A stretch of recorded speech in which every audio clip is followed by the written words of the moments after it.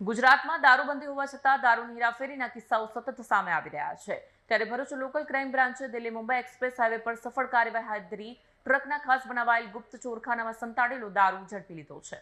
મળતી માહિતી મુજબ એલસીબીની બાતમી મળી હતી કે દિલ્હી મુંબઈ એક્સપ્રેસ હાઈવે પર કારેલા ગામ નજીક આવેલ 306 નંબરના ખુલ્લા રેસ્ટ પાર્કિંગમાં પાર્ક કરાયેલી આઈસર ટ્રક નંબર MH49F1497માં ભારતીય બનાવટનો વિદેશી દારૂ સંતાડી રાખવામાં આવ્યો છે। બાતમીના આધારે સ્થળ પર પહોંચી ટ્રકની સઘન તપાસ હાથ ધરાઈ। પ્રારંભિક તપાસમાં ટ્રક ખાલી હોવાનું જણાતા પોલીસને કોઈ શંકાસ્પદ વસ્તુ ન મળી।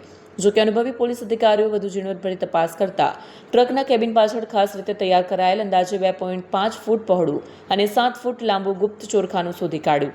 ચોરખાનું ખોલતા પોલીસ પર ચોંકી ઉઠી, કારણ કે તેની અંદર પ્રતિબંધિત વિદેશી દારૂના બોક્સ ગોઠવી રખાયા હતા।